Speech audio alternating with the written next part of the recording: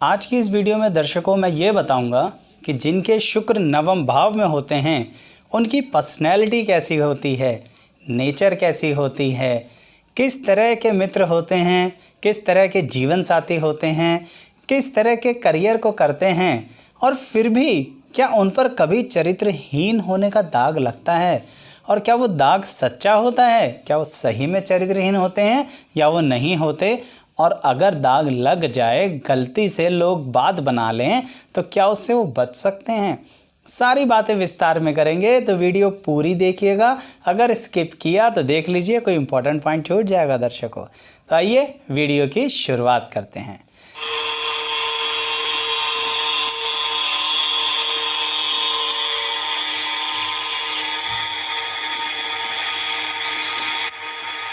देखिए दर्शकों, जिनका शुक्र नवम भाव में होता है, सबसे पहले तो ये समझिए कि ईश्वर ने उन्हें मल्टी पर्सनैलिटी बनाया है।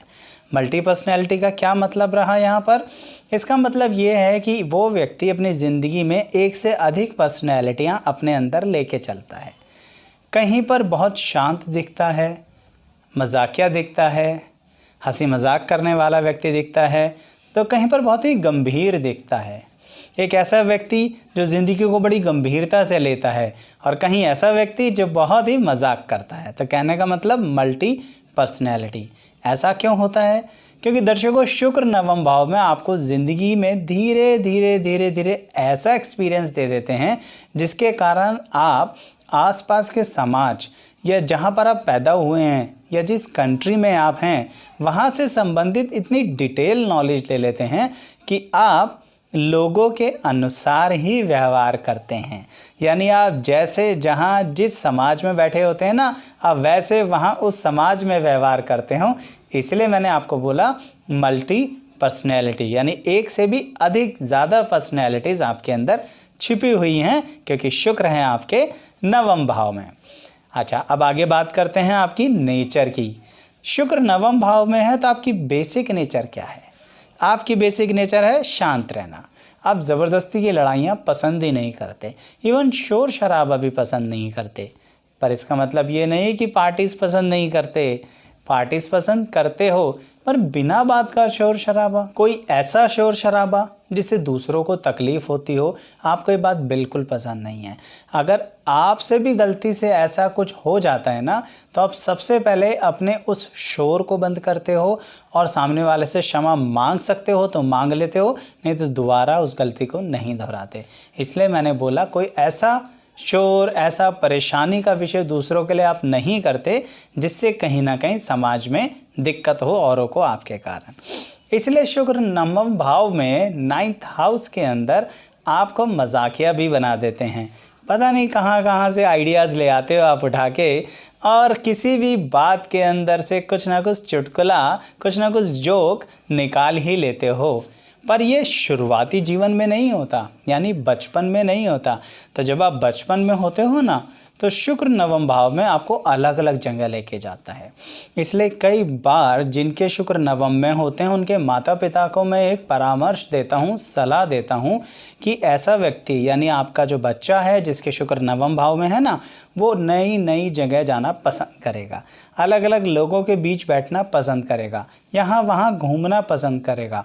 आपको उस पर बस ध्यान देना है कि कहीं गलत संगत में ना पड़ जाए, क्योंकि शुक्र नवम भाव में खतरा बना रहता है कि कभी कभी आप लोग, यानी शुक्र नवम भाव वाले लोग, अपनी मित्रता निभाते निभाते गलत मित्र संगत में पड़ जाते हैं और फिर वो उन्हें छोड़ते भी नहीं हैं और कोई उनसे उन्हें छुड़वा भी नहीं सकता। तो भटक गए ना। इसलिए मैं कह रहा हूँ कि अलग अलग संगति तो मिलेगी, बस गलत संगति ना मिले। वैरायटी ऑफ लोगों से मिलने में बुराई क्या है? अलग अलग परिवारों में जाके रहने से बुराई क्या है? अलग अलग समाज में जाके समझदारी से दूसरों को समझने में बुराई क्या है? बस संगति बुरी नहीं होनी चाहिए। इसलिए दर्शकों, मैं ख़ास तौर पर जो शुक्र नवम भाव वाले व्यक्ति हैं उनके पिता से, यानी उनके फादर से एक बात और कहता हूँ कि आप अपने बच्चे पर, उनके करियर पर ख़ास ध्यान दें। आप जितनी मेहनत करेंगे आपका बच्चा, यानी कौन सा बच्चा, वो बच्चा जिसके शुक्र नवम भाव में है वो तरक्की करेगा।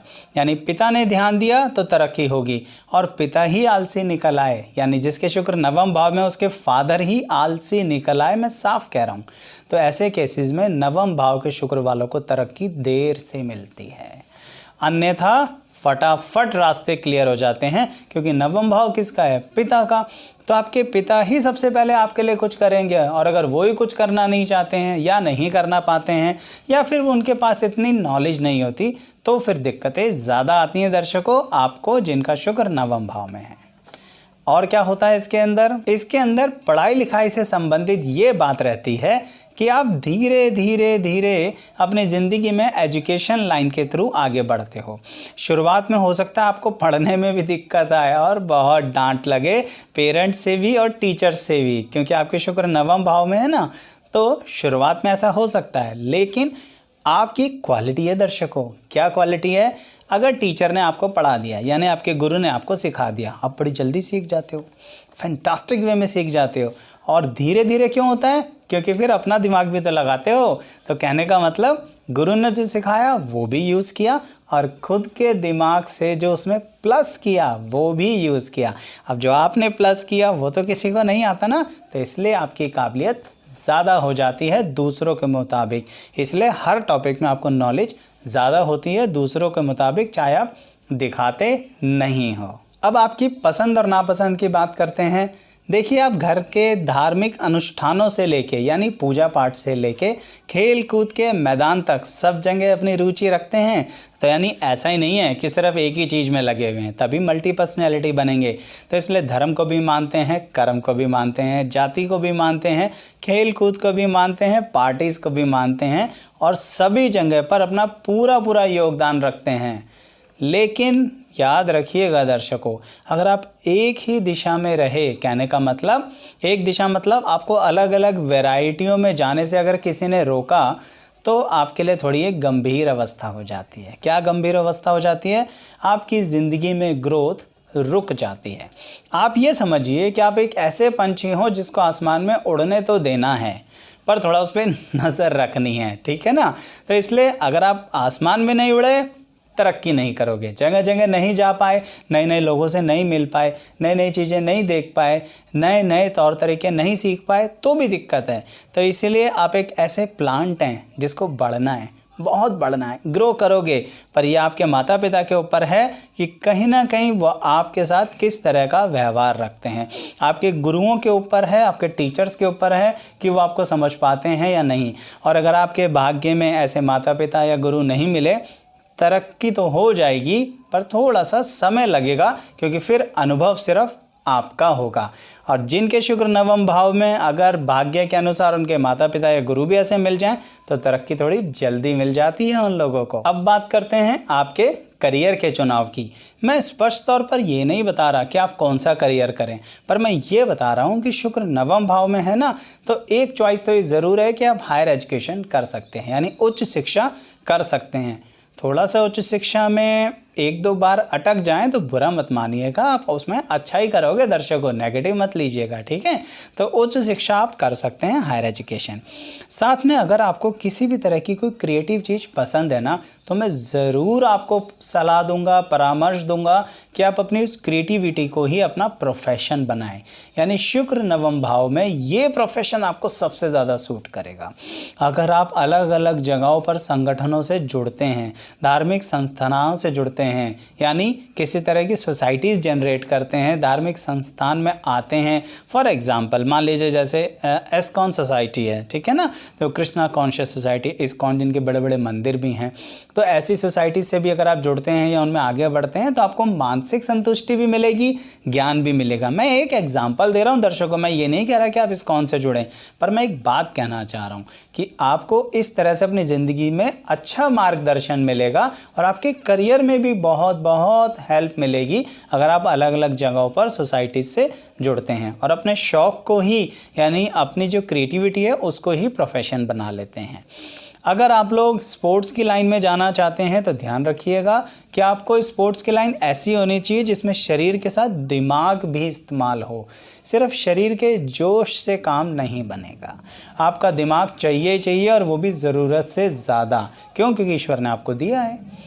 तो इसलिए दिमाग के साथ अगर आप अपना शरीर लगाएंगे ना तो तरक्की होगी, क्योंकि शुक्र यहाँ पर दिमाग का कारक होता है कि आपको हायर लेवल पर सोचने की क्षमता देता है। शुरू में बचपन में ग्रेस्पिंग पावर लोग नहीं देखते आपकी, पर धीरे धीरे समझ में आता है कि आपकी ग्रेस्पिंग पावर बहुत ज़्यादा है। जो एक बार देख लिया ना उसे भूलते नहीं हो, और इसलिए झूठ बोलना भी नहीं आता। दुनिया सिखा देगी आपको झूठ बोलना, कि किस तरह से बोलना है, कितना बोलना है, सच बोलना है, मिक्स करके बोलना है, सब सीख जाओगे। पर बेसिक नेचर ये है कि झूठ बोलना नहीं आता दर्शकों आपको। अब बात करते हैं जो मैंने थंबनेल में लिखा है कि तेरे जैसा यार कहाँ, या फिर ऐसा मित्र मिलेगा कहाँ। उसका कारण है दर्शकों, जिनके शुक्र नवम भाव में होते हैं वो अगर किसी से प्यार में आ जाएं। अब प्यार में आने का मतलब ये नहीं है कि लड़का लड़की से प्यार में आया, लड़की लड़के से, नहीं नहीं नहीं नहीं। कोई किसी से भी अगर प्यार कर रहा है, आप किसी से भी अपना सेक्रीफाइस करने को कुछ भी तैयार हो जाते हो, इतना लूटने को तैयार हो जाते हो, और सामने वाला लूट भी लेता है। तो इसीलिए शुक्र नवम भाव में खास ध्यान रखिएगा दर्शकों। आप लाड़ प्यार में आके, अपनी मित्रता में आके, आपके जैसा यार मिलेगा तो नहीं सामने वाले को, बस सामने वाला आपका फ़ायदा न उठाइए तो उसकी रिस्पॉन्सिबिलिटी है। हाँ, ये फैक्ट है कि आप यारी दोस्ती अच्छी निभाते हो, इसलिए मित्र मंडली में किसी को धोखा ही नहीं देते। धोखा जैसा शब्द आपके लिए तो नहीं बना दर्शकों, तो इसलिए बोल रहा हूँ आपके जैसा यार मिलेगा नहीं। अब बात करते हैं कि ये चरित्रहीन वाली क्या बात आ रही है। क्या सही में शुक्र नवम भाव वाले चरित्रहीन होते हैं? नहीं। पर नहीं का मतलब क्या रहा ये समझना बहुत ज़रूरी है। वो ये है दर्शकों, पहली बात मैं उनकी बात करता हूँ जो पुरुष यानी मेल हैं, जिनके शुक्र नवम भाव में हैं। वो एक बात खास ध्यान रखें कि आपको स्त्री पक्ष से ही लाभ होगा। आपके आसपास फीमेल फ्रेंड्स ज़्यादा रहेंगी। अगर आप कोई काम धंधा भी ऐसा कर रहे हैं ना, चाहे जॉब भी कर रहे हैं, तो भी आपकी कॉर्पोरेट ऑर्गेनाइजेशन में आपको फीमेल ही सपोर्ट करेंगी। आपकी बॉस अगर फीमेल है तो बन गया काम, मज़ा आ गया। अब आप कहोगे इसमें कोई अलग तरीका, कोई और एंगल, कोई एंगल मत ढूंढिए, ये कुदरती है आपके साथ कि आपके आसपास स्त्रियों का संग बना रहेगा, वो आपका फेवर करेंगी, आप उनके थ्रू अर्निंग भी करोगे और आप उनके थ्रू गुडविल भी कमाओगे। अब यहीं पर एक पॉइंट आता है, अगर किसी तरह से कोई गलत स्त्री आपके कांटेक्ट में आ गई, अब आप कहोगे गलत स्त्री क्या होती है, आप स्त्री को गलत कैसे कह सकते हो? मेरा मतलब ये है जो आपका फ़ायदा उठाना चाहती है, क्योंकि स्त्री पुरुष कोई भी ऐसा हो सकता है दर्शकों, इसमें बुरा मानने वाली बात नहीं है। तो अगर कोई स्त्री ऐसे पुरुष जिसके शुक्र नवम भाव में है उसके आसपास आती हैं और उसका फ़ायदा उठाना चाहती हैं, वो ज़रूर आपका फ़ायदा उठा लेंगी और फिर आप पर चरित्रहीनता का दाग, यानी लोगों के बीच में बोलना, या आप उसके प्रति इतने दीवाने हो जाएंगे जिसके कारण शुक्र नवम भाव में आपके करेक्टर पर एक क्वेश्चन मार्क लगा देगा। तो इसलिए आपको एडवांस में चेता रहा हूँ, जो भोग चुके हैं उन्हें पता है कि शुक्र नवम भाव में उन्हें एक बार फंसा चुका है ऐसे, उसके बाद वो अलर्ट रहते हैं। और जिन्होंने अभी तक नहीं भोगा, जरा अलर्ट रहिएगा, अगर किसी के प्रति आप ऐसे हो गए तो फिर गड़बड़ हो जाएगी। ऐसे स्त्री पक्ष के लिए भी है, यानी जिन लड़कियों के, जिन स्त्रीलिंग के यानी जिन महिलाओं के नवम भाव में शुक्र हैं, उनको भी स्त्री पक्ष से ही फ़ायदा होगा। ये नहीं कि उनको पुल्लिंग से फ़ायदा होने वाला है, पुरुष पक्ष से, उन्हें भी स्त्री पक्ष से फ़ायदा होगा। पर आपकी सहेली कहीं आपको धोखा ना दे जाए, आपकी सहेली आपका कोई राज किसी को बताकर आपके चरित्र पर क्वेश्चन मार्क ना क्रिएट कर दें।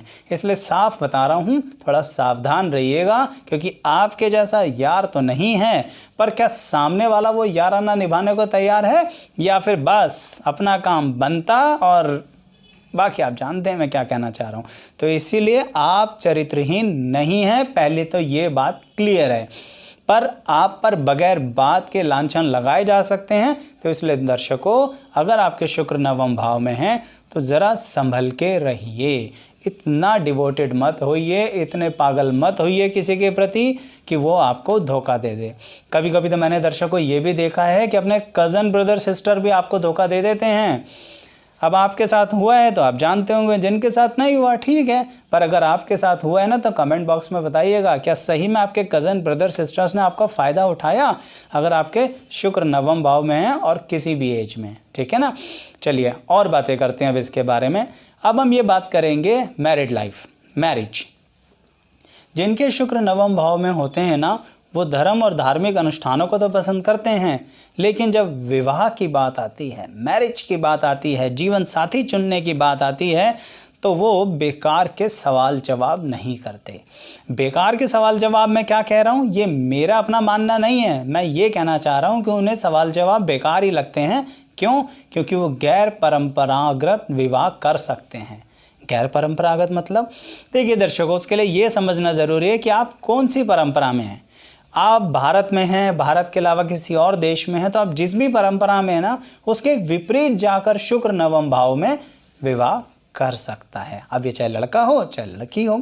मैं तो एक एग्जाम्पल दे के आपको समझाता हूँ, जो मैं भारतीय परंपराओं के अनुसार कह रहा हूँ कि जैसे मान लीजिए उम्र के अंदर बहुत ज़्यादा गैप, लड़का लड़की दोनों में, जिसके शुक्र नवम भाव में है वो अपने से बहुत बड़े उम्र या बहुत कम उम्र का जीवन साथी से विवाह कर ले, यानी जीवन साथी बना ले, तो परंपराओं को तोड़ता हुआ ना। तो इसलिए ऐसा कुछ भी हो सकता है जो समाज के लोगों को तो समझना है, पर आपने तो परवाह करनी नहीं है, क्योंकि जब आपका दिल किसी पे आ गया तो आ गया। आप गलत भी नहीं हैं, बस इतना कहूँगा, थोड़ा जांच परख लीजिएगा। वैसे जीवन साथी तो खैर आपको धोखा नहीं देंगे, पर फिर भी पहले वो मित्र रहे हैं तो देख लीजिएगा, जांच परख लीजिएगा, बुराई क्या है इसमें दर्शकों। अच्छा, अब एक अंतिम पर बड़े कमाल की बात बताता हूँ दर्शकों, वो ये है कि शुक्र आपके नवम भाव में आपको स्वार्थी भी बना देते हैं। इतने भी सीधे नहीं हो आप कि कोई आपका पागल बना दे, पर हाँ इमोशंस में पागल तो हो जाते हो, पर अदरवाइज़ थोड़े सेल्फिश हो, स्वार्थी हो। बातों को कैसे मनवाना है, कहाँ पर थोड़ी सी बात कैसे करनी है, धीरे धीरे ज़िंदगी आपको सिखा देगी। पर उसमें भी एक कमाल की बात है, आप अपना स्वार्थ बनाते बनाते भी किसी का भला कर दोगे।